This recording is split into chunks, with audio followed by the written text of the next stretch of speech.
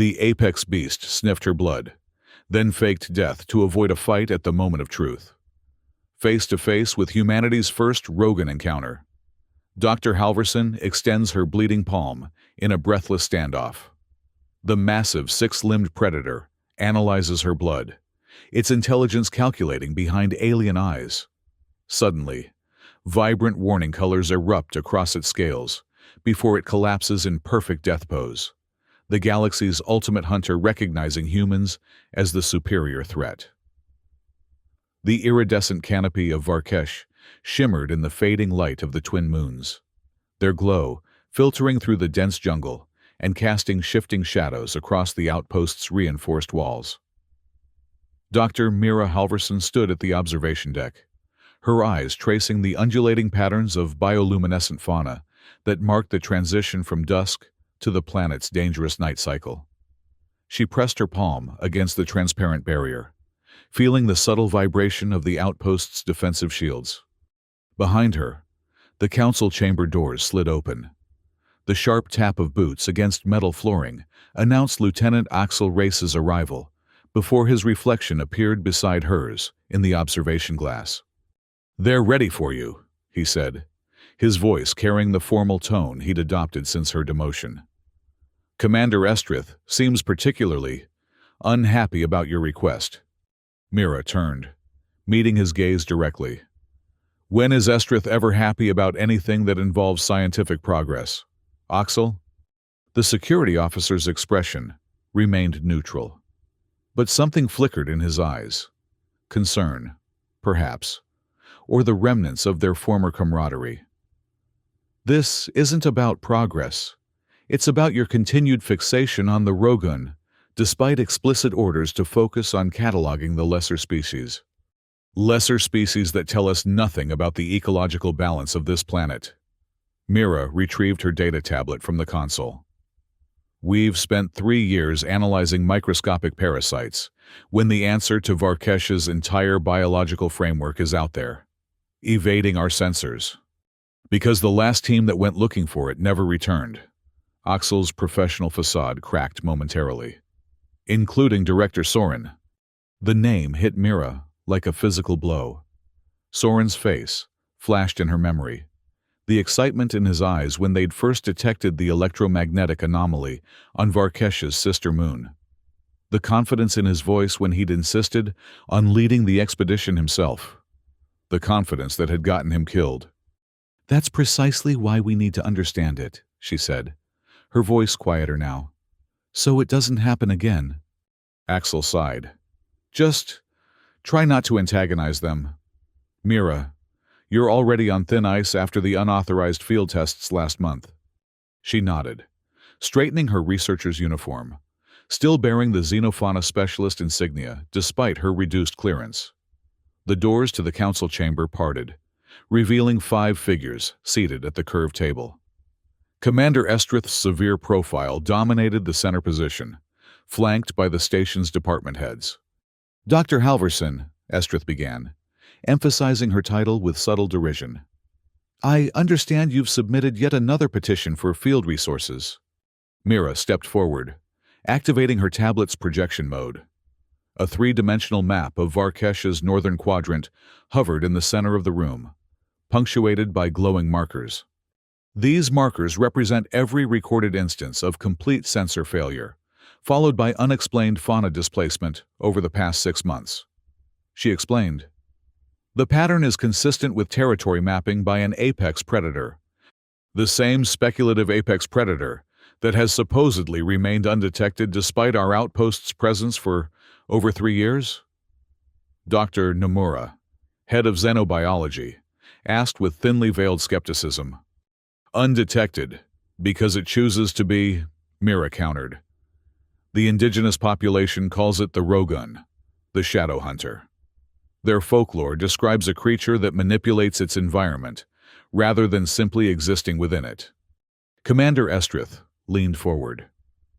"Dr. Halverson, your fascination with local mythology is noted, but this council deals in scientific fact. Your last expedition's sensor data was inconclusive at best. Because our current sensors aren't calibrated for the specific signatures, I believe the Rogun emits. Mira swiped her tablet, bringing up schematics for modified equipment. I've designed a new array of biopylons that can detect heartbeat resonance, blood odor particulates, and low-frequency electromagnetic pulses simultaneously. At considerable expense, noted Financial Officer Dex. Resources we cannot justify allocating to a project with such questionable return potential. Mira had anticipated this objection. I'm not asking for new resources, just reassignment of equipment currently sitting unused after the Sector 7 survey completion, and a small team. A heavy silence fell over the chamber. Commander Estrith exchanged glances with Security Chief Tamar, a wordless communication that Mira recognized all too well. The equipment issue could perhaps be navigated, Estrith said, finally. However, I cannot authorize personnel for an expedition based on such tenuous evidence, especially given your recent judgment lapses. Mira felt her chest tighten, but kept her expression neutral. I already have volunteers. Tin Shi has offered her expertise in photographic xenobiology, and Junia Vox is willing to provide transportation and logistics support. A cargo pilot and an alien researcher are hardly sufficient protection for a deep jungle expedition. Security Chief Tamar interjected. Lieutenant Reyes stepped forward unexpectedly. I would accompany the team as security lead, ma'am. With appropriate protocols in place, a small 4-person unit could maintain adequate safety measures while minimizing impact on station operations. Estrith's eyebrows rose fractionally. Lieutenant, you understand that if Dr. Halverson's expedition draws attention from the indigenous populations, we risk a diplomatic incident? And if your equipment is discovered or damaged, the replacement costs come from your department's allocation? Yes, ma'am, Axel replied. I believe the potential scientific value outweighs the calculated risk. Mira fought to keep surprise from showing on her face. Axel had been one of her harshest critics after the incident that led to her demotion. A silent communication seemed to pass between the council members before Commander Estrith spoke again. Very well. You have provisional authorization for a 5-day expedition using repurposed equipment. However, she raised a finger as Mira began to speak. You will maintain hourly check-ins. At the first sign of indigenous contact or equipment failure, you will abort and return immediately. Is that understood, Dr. Halverson? Completely, Commander, Mira replied, struggling to contain the surge of vindication she felt. Thank you for your consideration. As they exited the chamber, Axel matched his stride to hers. Don't make me regret this, Mira. She glanced at him, a question in her eyes. Why did you back me in there? He was silent for several steps before responding. Because Soren believed in your theories too, and because sometimes the most dangerous thing on a frontier world isn't what's hunting in the jungle. It's not knowing what's hunting in the jungle. Mira nodded, the weight of responsibility settling across her shoulders. We leave at first light. Tell Tin Shi and Junia to prep for extended field conditions. The skimmer hummed as it navigated between the towering pillars of phosphorescent flora that dominated Varkesh's northeastern quadrant. Junia Vox handled the controls with the casual expertise of someone who'd spent more hours in the air than on solid ground, her fingers dancing across the navigation panel as she adjusted their course. The canopy's getting denser, she called over her shoulder. Another 2 kilometers and we'll need to drop below treeline level. In the rear compartment, Tin Shi adjusted her specialized camera array, the delicate appendages of her non-human hands, making minute calibrations impossible for human fingers. Her species, the Ketval, had evolved on a world of perpetual twilight, giving her extraordinary visual perception in low-light conditions. The emanation patterns have changed since our last survey, she noted, her voice carrying the melodic clicks characteristic of her people. The jungle is responding to something. Mira looked up from her monitoring equipment. What kind of response? defensive secretions from the upper canopy species, increased bioluminescence in the mid-level symbiotes. Tinshi's compound eyes shifted through a spectrum of colors, her species equivalent of concentration. The ecosystem is preparing for a significant disruption. Axel, who had been checking his security equipment, glanced sharply at Mira. Like it knows we're coming. Or it knows something else is. Mira adjusted the sensitivity on her handheld scanner. Junia, can you hold position here? I want to deploy the first sensor buoy. The skimmer slowed to a hover, its repulsion field creating gentle ripples in the canopy below. Mira carefully extended the deployment arm, positioning the egg-shaped sensor buoy in the gap between two massive tree analogs. Releasing now, she said, tapping the control. The buoy detached, its built-in gravitational stabilizers activating as it settled into position among the branches. A sharp beep from her scanner drew everyone's attention. What is it? Axel asked, instantly alert. Mira frowned at the readings. Something odd. The buoy's chemical sensors are picking up an unusual response to the deployment. Almost like... She broke off as a drop of blood welled from a small cut on her thumb, where she'd caught it on the deployment mechanism. The scanner's alarm intensified.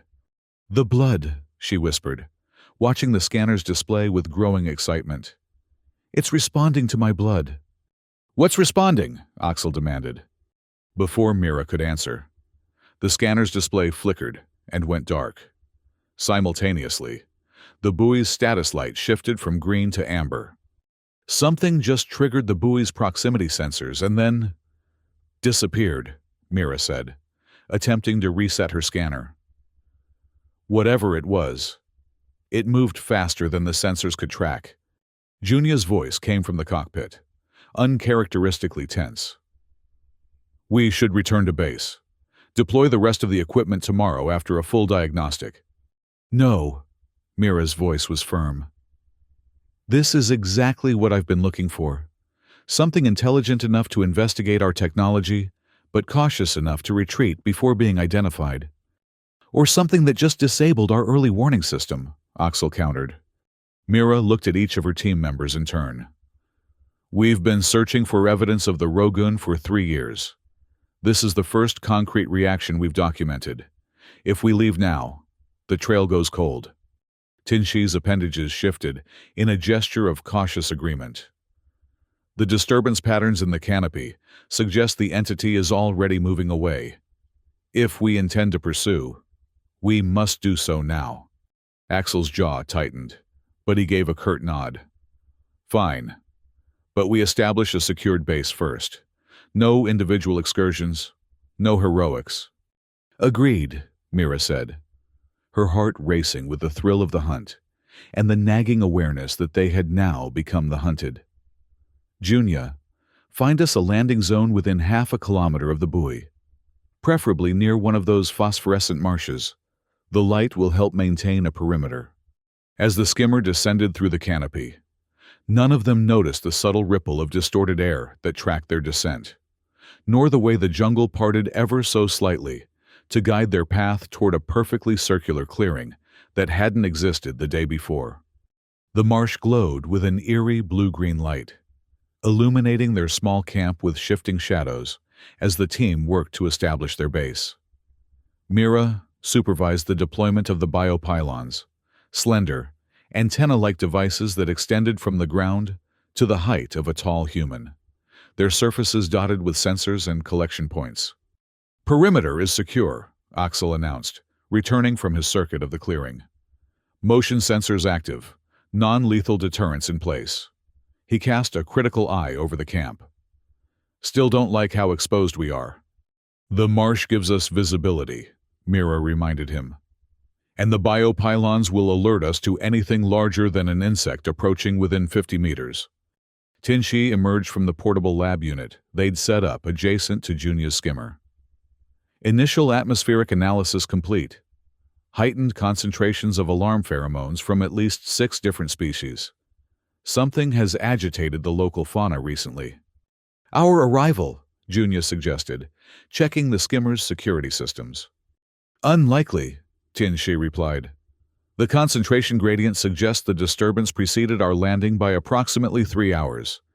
Mira felt a prickle of excitement. That corresponds with when our buoy detected the anomaly. She turned to her equipment cases, extracting a slender device. Time to test the pheromone cloak. Axel frowned. The what? It's a modified version of the standard predator deterrent. Mira activated the device, which emitted a barely perceptible hum. Instead of broadcasting generic danger signals, it mimics the specific pheromone signature of Varkesh's mid-tier predators. Making us smell like something that shouldn't be attacked? Junya asked, looking skeptical. Making us smell like something that's not worth the risk to attack, Mira corrected. It's based on my theory that predator hierarchies here are strictly observed. If we present as mid-tier threats, we should be ignored by lesser hunters. And what about greater hunters? Axel asked pointedly. Before Mira could respond, one of the biopylons emitted a soft alert tone. Tianxi moved to the monitoring station, her appendages working the controls. Movement at the perimeter. Multiple small entities, approximately insect-sized, but moving in coordinated patterns. The team gathered around the display, watching as clusters of tiny dots approached the camp from all directions, paused at the perimeter, then began to circle. Acid-spitting beetles. Mira identified them. Usually solitary hunters. I've never seen them swarm like this. As if responding to her words, the dots suddenly converged on one section of the perimeter. A sizzling sound followed, accompanied by the acrid smell of corrosive compounds meeting the barrier field. They're testing our defenses, Axel said grimly, drawing his pulse weapon. Intelligently. No, wait, Mira raised a hand. Watch. On the display, the swarm suddenly dispersed, retreating back into the undergrowth. Moments later, a new pattern emerged. Larger, amorphous shapes approaching from the marsh side. Crystalline vine jellyfish. Tianxi identified. Significantly more dangerous. Their stingers can penetrate standard field armor. The new entities paused at precisely the same distance from the camp as the beetles had, their forms pulsing with bioluminescent light. Then, as suddenly as they had appeared, they too retreated. The pheromone cloak is working, Mira said, unable to keep the excitement from her voice. They're identifying us as higher-tier predators and withdrawing rather than risking confrontation. Or they're reporting back to something else, Axel countered, still scanning the perimeter. Something that's coordinating reconnaissance. The implication hung in the air between them. If these creatures were acting as scouts for a higher intelligence, we need to accelerate the testing schedule, Mira decided, moving to her equipment. Tianxi, help me calibrate the remaining biopylons for maximum sensitivity to electromagnetic fluctuations. Junya, keep the skimmer ready for immediate evacuation if necessary. As Mira and Tianxi worked, Axel approached, his expression grim. Can we talk? Privately. She followed him to the edge of the camp, just inside the barrier field. The marsh beyond pulsed with ethereal light, occasionally punctuated by the movement of unseen creatures beneath its surface. What exactly are we doing here, Mira? He asked, voice low but intense. And don't give me the official mission parameters. What are you really after? Mira hesitated, weighing how much to reveal. You know what happened to Soren wasn't an accident. Whatever killed him and his team on the sister moon wasn't just some mindless predator. It was calculated. Deliberate. You can't know that from the fragments of data that survived. I can, because I've studied every second of that footage for 3 years. Her voice grew passionate. The attack patterns, the way their equipment failed in sequence rather than simultaneously. Something was testing them. Axel, learning their weaknesses before striking. He studied her face. And you think the same intelligence is here on Varkesh? I think it's the same species. Yes. A predator so advanced that it doesn't just hunt. It studies. It adapts. She gestured to the surrounding jungle. Look at this place. Perfect circular clearings that appear and disappear. Lesser predators that act in coordinated swarms when they should be solitary. The electromagnetic anomalies that consistently evade our sensors. So you're risking all our lives to prove a theory?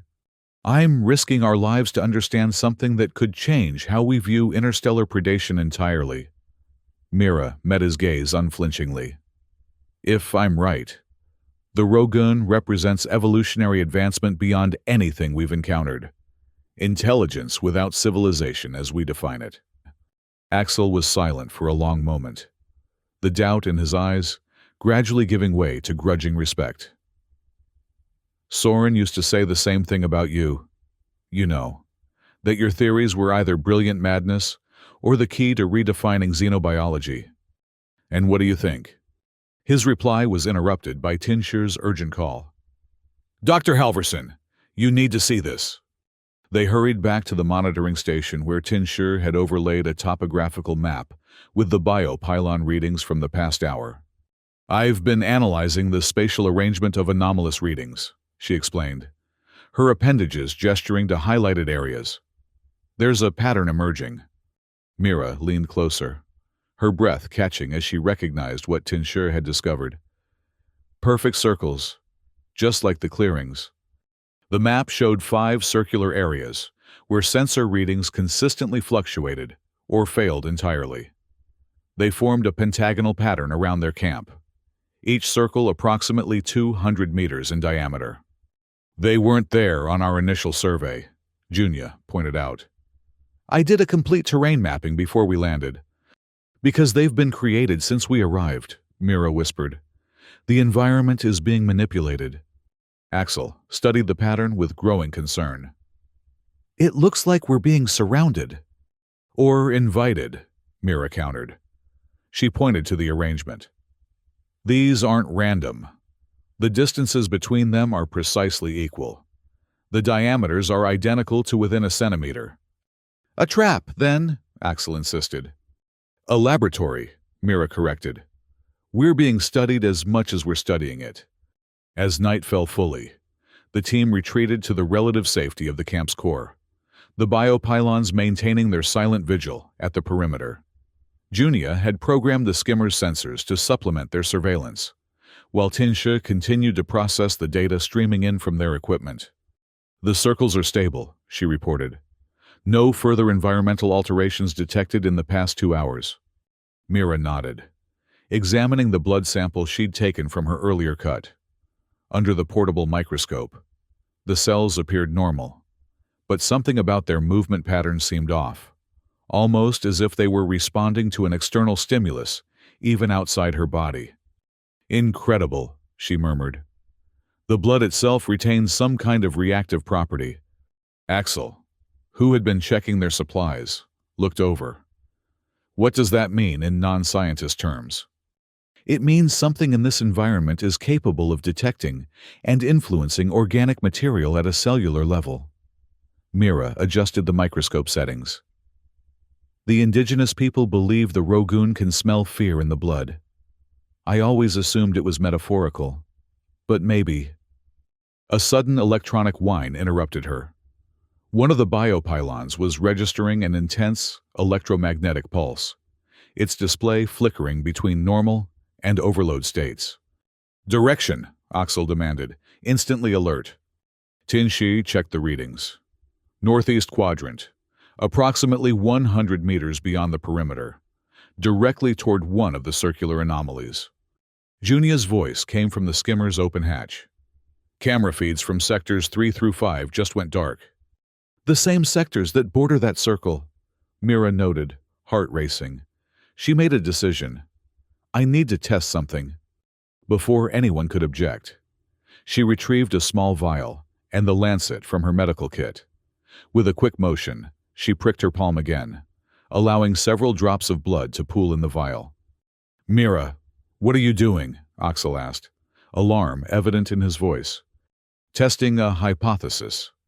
She carefully sealed the vial and attached it to a small drone, no larger than her hand. If blood is the attractor, let's see what happens when we offer a sample. She programmed a simple flight path that would take the drone to the edge of the affected area, then release a single drop of blood before returning. With a soft whir, the drone lifted off, disappearing into the darkness beyond the camp's illumination. The team watched the drone's progress on the monitor, its position marked by a blinking icon.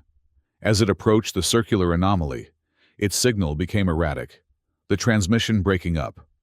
"We're losing it," Junya warned. "Wait," Mira urged, eyes fixed on the screen. The drone's signal stabilized just long enough to confirm it had reached its programmed location and released the blood sample. Then, the feed went completely dark. "Drone lost," Tinshi confirmed. "Last recorded position at the exact perimeter of the circular anomaly."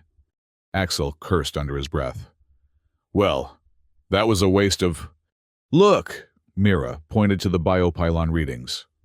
A new pattern was emerging, a thin line of electromagnetic disturbance tracing from the point where the blood had been deposited, straight toward their camp.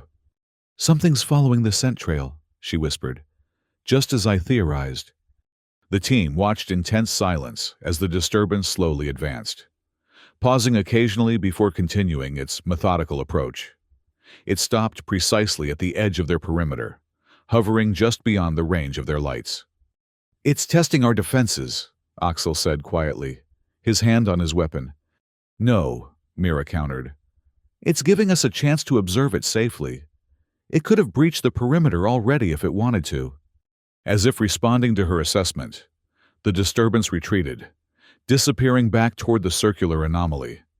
Moments later, all the biopylons simultaneously registered a massive electromagnetic surge, then returned to normal operation. "It's communicating," Mira said with growing excitement. "Letting us know it's aware of us." "Or warning us to leave," Junya suggested. Tinshur made a clicking sound that signified deep thought among her species. The pattern matches what little we know of the Rogun from indigenous accounts. A hunter that communicates through environmental manipulation rather than direct confrontation. "We need to establish contact," Mira decided. "Prove it's intelligent rather than just instinctive." Axel stepped forward.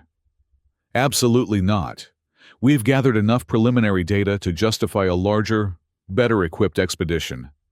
We should return to base, report our findings, and come back with proper resources.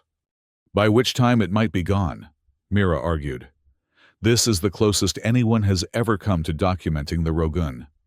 We can't withdraw now." "I'm not risking lives on your obsession."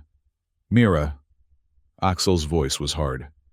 "As security lead, I'm calling for evacuation at first light."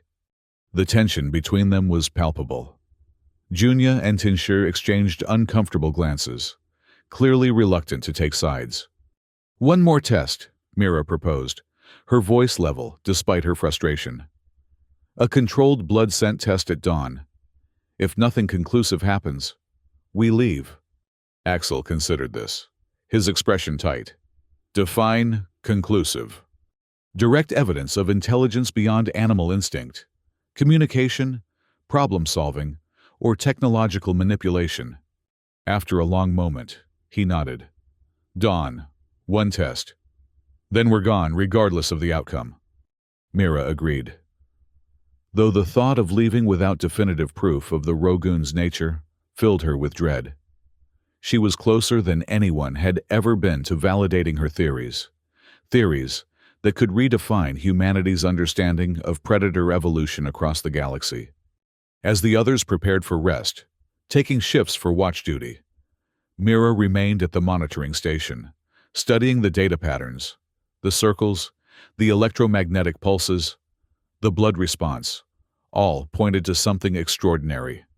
Something that didn't just hunt, but thought, planned, adapted.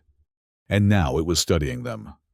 The night passed with eerie calls echoing from the jungle and occasional alerts from the perimeter sensors, lesser creatures testing their defenses and retreating. The team slept in shifts, fully armored despite the uncomfortable restriction of movement. Mira took the final watch, witnessing the gradual lightening of the sky through Varkesh's dense atmosphere as dawn approached.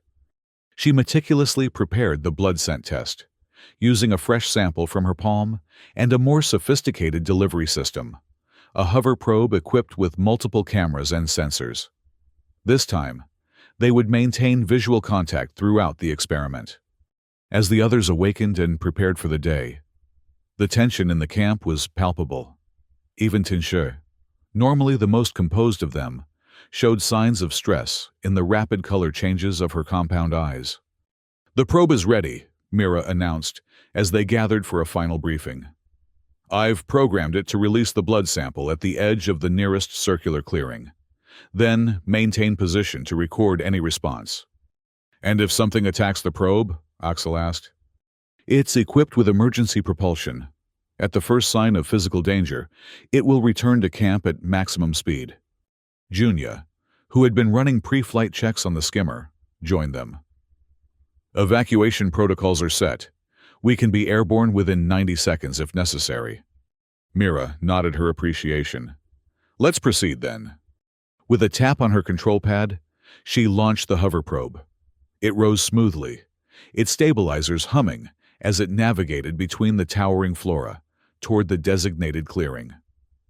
The team watched its progress on the main display, tension mounting as it approached the area where previous equipment had failed. "Crossing into the anomalous zone now," Tinshe reported, "all systems still functioning normally." The probe's cameras revealed the clearing ahead, a perfect circle of flattened vegetation approximately 200 meters across.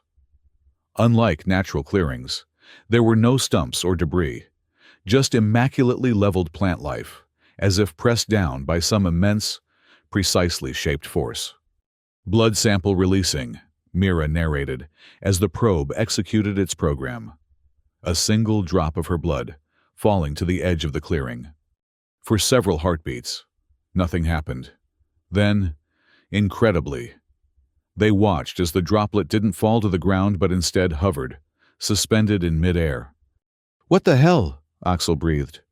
More astonishing still, the surrounding flora began to move, not swaying in a breeze, but actually shifting position, creating a narrow channel that guided the floating blood droplet deeper into the clearing. "It's controlling the environment at a molecular level," Mira whispered, awestruck. "Manipulating gravitational fields, plant movement, everything in concert." "The probe's electromagnetic sensors are off the scale," Tinshe reported. "Whatever's generating this field is beyond our current understanding of biological capabilities." The blood droplet continued its guided journey until it reached the center of the clearing, where it finally descended to touch the flattened vegetation. The moment it made contact, a ripple seemed to pass through the entire clearing, like a stone dropped in still water. "We need to go there," Mira said immediately. "See it firsthand." "Absolutely not," Axel countered. "We've documented the phenomenon. That's enough for now." "This isn't just phenomenon, Axel. This is communication." Mira's eyes were bright with the thrill of discovery. "It's inviting us in." "Or luring us into a trap," he argued. We agreed. One test, then evacuation. Mira looked to the others. Junya avoided her gaze, clearly siding with caution. But Tinshe made a gesture of tentative agreement. "The pattern matches ceremonial invitation behaviors, documented in several sentient species." The xenobiologist noted, "It appears to be creating a controlled environment for interaction. 4 persons, full defensive equipment, constant communication," Mira proposed. "We approach the clearing, observe from the edge, and retreat at the first sign of danger." Axel's jaw worked as he considered the proposal. Finally, he gave a curt nod. "We stay together.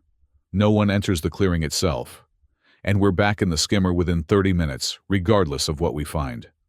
"Agreed," Mira said quickly, before he could reconsider. They prepared methodically, checking weapons, communication devices, and personal shields. Junia programmed the skimmer's automated defense systems to provide covering fire if needed, while Tinshir gathered additional recording equipment.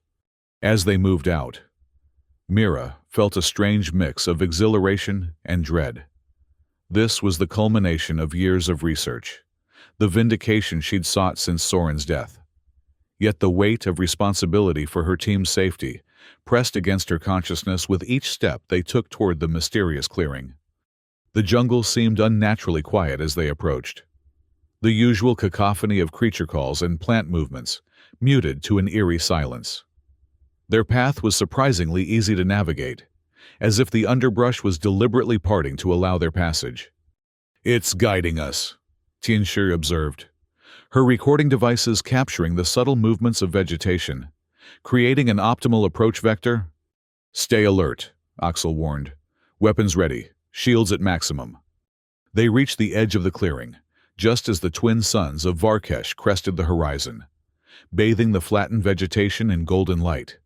From ground level, the perfect circularity of the space was even more striking, as if some cosmic hand had pressed a giant cookie cutter into the jungle. "Amazing," Mira breathed, activating her scanning equipment. "The flora hasn't been damaged or killed, just realigned. It's still living, still connected to the surrounding ecosystem. The electromagnetic readings are stronger here," Tinshir confirmed, pulsing in a regular pattern that suggests deliberate output rather than natural occurrence. Axel maintained a vigilant watch on the opposite side of the clearing, his experienced eyes scanning for any movement. "I don't like this. It's too perfect, too controlled." "That's exactly why it's significant," Mira countered. "Natural predators don't create geometric patterns or manipulate physics. This is beyond." Her words died in her throat as the air at the far edge of the clearing seemed to ripple, like heat haze on a scorching day. The distortion moved, not randomly, but with purpose, advancing slowly into the clearing. "Contact," Axel said tersely, raising his weapon. Unknown entity approaching from the northern edge. As they watched, transfixed, the distortion gradually resolved into a visible form, a massive creature unlike anything recorded in Varkesh's biological database. Six-limbed, with a body that seemed to shift between solid and translucent states. Its surface covered in scales that changed color and texture to match its surroundings with perfect mimicry. Two of its limbs were clearly evolved for manipulation rather than locomotion, ending in appendages that resembled hands more than claws. But it was the creature's head that commanded attention, elongated, adorned with sensory organs arranged in patterns suggesting advanced perception capabilities. Eyes that didn't just see light, but seemed to absorb it, analyze it, understand it. "The Rogun," Mira whispered, her voice a mixture of awe and vindication. "It's real." Every instinct screamed predator to their primal brains. Yet the creature's behavior defied expectation. It paused at the center of the clearing, its posture neither aggressive nor defensive, observational. "It's studying us," Tinshi noted, her recording devices capturing every moment. "Assessing." Axel's grip on his weapon tightened. "Stay behind me. If it charges—" "It won't," Mira said with quiet certainty. "That's not why it revealed itself." As if confirming her assessment, the Rogun extended one of its manipulator limbs, the appendage morphing into a more elongated form. With deliberate slowness, it indicated the cut on Mira's palm, the source of the blood samples that had drawn its attention. "It wants to examine me," Mira realized. "Absolutely not," Axel hissed. "We maintain position at the perimeter as agreed." But Mira felt something pulling her forward. Not a physical force, but an intellectual imperative. The chance to establish first contact with a species that represented the pinnacle of evolutionary adaptation. "I need to respond," she said. "Show it we understand." Before Axel could stop her, she took 3 measured steps into the clearing, stopping well short of the center where the Rogun waited. She extended her injured hand, palm up, revealing the small wound. The creature remained motionless for several heartbeats. Then, with a fluidity that belied its size, it approached, slowly, deliberately, each movement telegraphed as if to avoid provoking fear. "Mira, get back here now," Axel ordered, his voice tight with tension. She ignored him, her focus entirely on the magnificent being before her. As it drew closer, she could see the intricate patterns in its scales, the complex structure of its sensory organs, the intelligence that radiated from its entire being. It stopped just beyond arm's reach, the air around it shimmering with electromagnetic energy that made Mira's skin tingle. With excruciating slowness, it extended its manipulator limb toward her outstretched hand.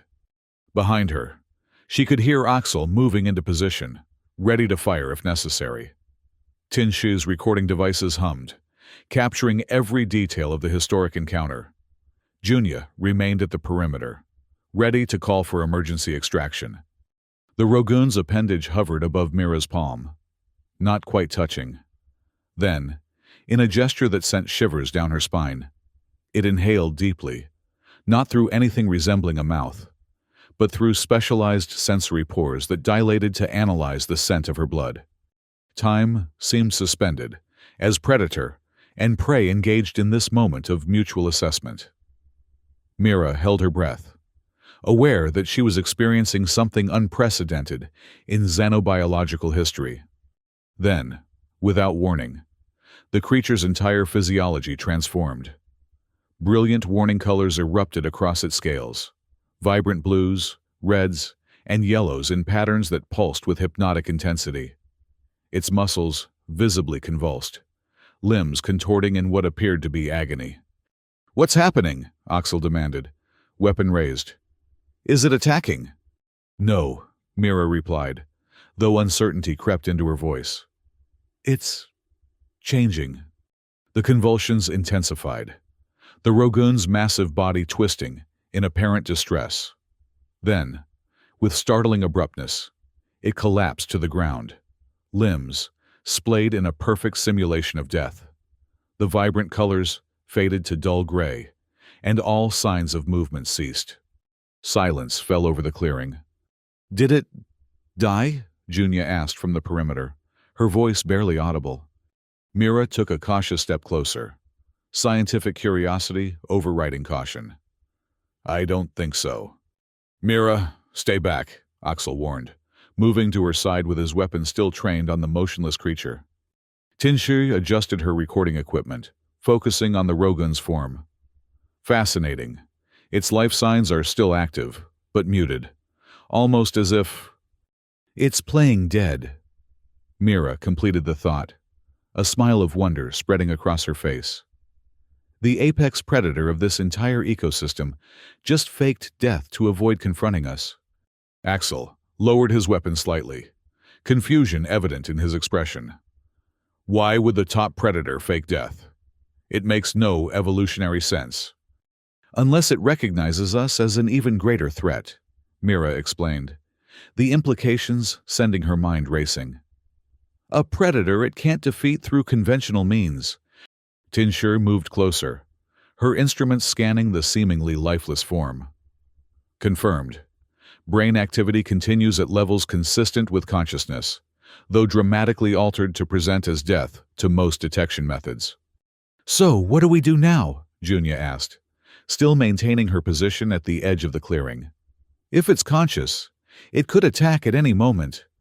Mira considered their options, the scientist in her warring with the instinct for self-preservation. "We need to document this. Gather as much data as possible without harming it." "I can deploy remote scanning drones," Tinshu offered, "collect neurological data without direct contact. And I can take tissue samples from the outer scales," Mira added. "Nothing invasive, just surface collection for genetic analysis." Axel looked skeptical, but gave a grudging nod. "Make it quick, and I'm staying right here with my weapon ready." They worked with careful efficiency, the drones hovering over the Rogun's form, while Mira used specialized tools to collect microscopic samples from its outer scales. Throughout the process, the creature maintained its perfect death posture, though the instruments confirmed its continued consciousness. "It's remarkable," Mira murmured as she studied the preliminary data. "The neural activity suggests it's not just playing dead. It's actively observing us, processing our actions, learning." "Time's up," Axel announced after 20 tense minutes. "We've pushed our luck far enough." As if triggered by his words, a new sound emerged from the jungle surrounding the clearing, a chittering, scratching noise that grew louder by the second. "Scavengers," Tinshu identified, her compound eyes shifting to infrared spectrum. Detecting the apparent death of a large organism. From all sides of the clearing, smaller creatures began to emerge, carrion eaters drawn by the Rogun's convincing death display. They approached cautiously at first, then, with growing boldness as the apex predator remained motionless. "We need to go," Junya urged from the perimeter, "before we're caught between scavengers and a predator that might revive at any moment." Axel nodded his agreement, but Mira hesitated, still gathering data. Just a few more seconds. The first of the scavengers reached the Rogun's outstretched limb, mandibles clicking as it prepared to take the first bite of what promised to be an enormous feast. Instinctively, Axel raised his weapon. "Don't," Mira caught his arm. "If you fire, you'll disrupt the entire scenario. We need to see what happens naturally." Reluctantly, he lowered the weapon, though his posture remained combat-ready. The scavenger's mandibles made contact with the Rogun's outer scales, and immediately the creature froze, as if sensing something the humans couldn't perceive. One by one, the approaching scavengers halted their advance, antennae and sensory organs twitching in apparent confusion. Then, as one, they began to retreat, disappearing back into the jungle as quickly as they had emerged. "They know," Mira whispered. "Somehow they can tell it's faking." "Or they're responding to some chemical signal we can't detect," Tinshu suggested. "A warning to other species." Axel had finally reached the limits of his patience. "That's it. We're leaving now. Data collection complete." This time, Mira didn't argue. They carefully withdrew from the clearing, backing away with weapons and sensors still trained on the motionless Rogun. Only when they reached the jungle's edge did they turn and make their way rapidly back toward camp. None of them saw the Rogun's eyes open the moment they disappeared from view, or the way it rose with fluid grace, all signs of death instantly dispelled as it moved to a vantage point from which to observe their retreat. Back at the base camp, the team hurriedly packed their equipment while Mira and Tinshu analyzed the collected data. "The genetic structure is unlike anything in our database," Mira reported, studying the tissue samples. "Multiple chromosomal arrangements that can activate or deactivate based on environmental stimuli. It's not just adapting, it's engineered for adaptation." "The neural scans show similar complexity," Tinshu added. "Decision-making processes more sophisticated than many sentient species we've encountered." Junya, who had been monitoring the perimeter, called out from the skimmer. "Movement in all sectors. We've got company." Axel checked the sensor readings. "Lesser predators, dozens of them, moving in coordinated patterns just like before." "They're hurting us," Mira realized. "Or rather, the Rogun is using them to hurt us, directing us back toward the outpost." "Fine by me," Axel replied, securing the last of their equipment. Extraction was the plan anyway. Within minutes, they were airborne, the skimmer rising above the canopy with a whine of straining engines. Through the viewport, they could see the swarms of lesser creatures converging on their abandoned camp, moving with unnatural coordination. "Setting course for the outpost," Junya announced, her hands dancing across the controls. "ETA 45 minutes. Mira watched the jungle recede beneath them, her mind racing with the implications of what they'd witnessed. "It recognized us as a threat too dangerous to confront directly," she said, more to herself than the others. "An apex predator that chooses strategic avoidance over conflict. Smart beast, Axel commented, finally relaxing his vigilance now that they were safely airborne. Knows when it's outmatched. More than smart, Mira corrected. It represents an evolutionary path we've never considered. Intelligence that develops not for civilization building, but for survival optimization. A species that can manipulate its environment, coordinate lesser organisms, and recognize threats beyond its capacity to overcome. Tinshi made a clicking sound of agreement. The death feint behavior suggests advanced risk assessment capabilities.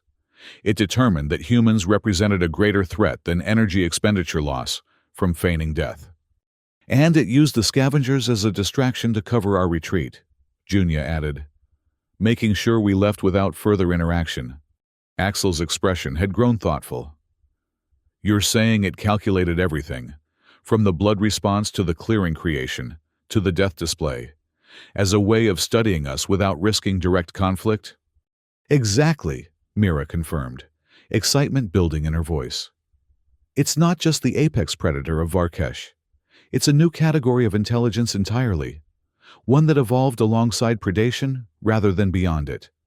As the skimmer approached the outpost, news of their return and the partial success of their mission had already spread through the communication channels. A crowd had gathered at the landing pad, scientists and security personnel alike, eager to hear about the legendary Rogun. Commander Estrith stood at the forefront, her expression carefully neutral as the team disembarked. Dr. Halverson, I understand you have data to report. More than data, Commander, Mira replied, unable to contain her excitement despite her exhaustion. Confirmation of a new classification of sentient predator, one that recognizes humanity as an apex threat by default. The commander's eyebrows rose fractionally. That's a significant claim. I assume you have evidence? Comprehensive documentation, Tinshi confirmed, indicating the data storage devices they'd brought. Visual, genetic, neurological, and behavioral. I'll convene the council immediately, Estrith decided. Full debriefing in 1 hour? As the crowd dispersed, Axel pulled Mira aside. They're not going to believe it easily. The implications are too far-reaching. They'll believe the evidence, Mira countered. And the evidence is irrefutable. In the council chamber, the atmosphere was tense as Mira presented their findings. The holographic display showed footage of the Rogun's appearance, its blood scent response, and most significantly, its death feint behavior. What you're witnessing, Mira explained to the assembled scientists and administrators, is evolutionary intelligence at its most refined. The Rogun didn't attack us. It studied us. It determined that humans represented a threat level beyond its capacity to overcome through direct confrontation. So it employed strategic avoidance instead. Dr. Nomura leaned forward, skepticism evident in his expression. You're suggesting this creature recognized humans as apex predators without prior interaction. That seems implausible. Not just recognized, it classified us instantly, Mira countered. Its neurological patterns show decision-making occurring at quantum speeds. It assessed our weapons, our technology, our coordinated movements, and made a survival calculation. The implications extend beyond Varkesh, Tinshi added. If predator species can evolve this level of threat assessment and adaptive behavior, we need to reconsider our classification frameworks for all potentially sentient fauna. Financial Officer Dex frowned. And the practical applications of this discovery? Beyond academic reclassification. Diplomatic, Mira responded immediately. For 50 years, humanity has been categorized as a mid-tier predatory species by the Interstellar Council. This evidence proves we belong at the apex, not because we're the most physically dangerous, but because even the most advanced evolutionary hunters recognize us as too risky to engage. Commander Estrith studied the data with growing interest. You believe this could affect our standing with non-human council members? I believe it will transform it, Mira confirmed. The Ketval, the Dorsians, The Mevrock Confederacy. All evaluate species based on predator hierarchy. We've been operating at a diplomatic disadvantage because we lacked proof of our true classification. The discussion continued for hours, skepticism gradually giving way to acceptance as the evidence proved incontrovertible. The Rogun's behavior couldn't be explained by any existing predator model. It represented something new, something that fundamentally altered their understanding of evolutionary intelligence. The Council will need time to formulate an official response, Estrith concluded eventually. But preliminary classification protocols will be updated to reflect your findings. Dr. Halverson, your team has done exceptional work. As they exited the chamber, Axel fell into step beside Mira. Congratulations. Looks like your theories weren't so crazy after all. She smiled, exhaustion finally catching up with her. Soren would have loved to see it, the death feint especially. It's exactly what he predicted might happen if a predator evolved beyond the need for direct confrontation. He'd be proud, Axel said quietly, and probably insufferably smug about supporting your research all those years. Mira laughed, the sound tinged with both joy and lingering sadness. The preliminary data is already being transmitted to the Interstellar Council. By tomorrow, our classification in the predator hierarchy will be under review. Quite the achievement for a demoted xenofauna specialist, he noted with a hint of teasing. Former demoted specialist, she corrected, showing him the notification that had arrived during the council meeting. I've been reinstated, with a promotion to lead the follow-up expedition. Axel's expression grew serious. Will you go back, after everything we saw? Mira considered the question. The Rogun had revealed itself, studied them, and chosen avoidance rather than confrontation. It had demonstrated intelligence, strategy, and a sophisticated understanding of interspecies dynamics. In many ways, it had proven itself more advanced than many so-called civilized species. Yes, she decided, but differently this time, not as hunters tracking prey, but as one apex intelligence seeking to understand another. Later that evening, as the outpost settled into its night cycle, Mira sat alone in her laboratory, recording her personal observations for the official expedition log. The Rogun represents more than just a new classification of predator, she dictated. It embodies an evolutionary path we've never fully considered, intelligence that develops not for tool-making or society-building, but for perfect ecological integration. It doesn't need technology because it can manipulate its environment directly. It doesn't need weapons because it can coordinate lesser species as extensions of its will. And most significantly, it possesses the wisdom to recognize when a fight isn't worth the risk. She paused, considering the philosophical implications of their discovery. Perhaps the true measure of an apex predator isn't the ability to defeat all challengers, but the intelligence to know which challenges to accept. In a universe of killers, sometimes the smartest beast is the one that chooses not to fight. As she concluded her recording, Mira couldn't help but wonder if the Rogun was watching the outpost even now, studying, learning, adapting. And she wondered what it had learned about humans from their brief encounter, whether it had classified them as mere predators or as something more complex. Either way, the relationship between humans and the extraordinary creatures of Varkesh had fundamentally changed. No longer were they simply observers and observed, hunters and hunted. They were now mutual subjects of study, two apex intelligences circling each other across the boundaries of comprehension, each recognizing in the other a power worthy of respect. And in that mutual recognition lay the seeds of something that transcended the predator-prey dynamic entirely, something that might, in time, evolve into its own form of diplomacy.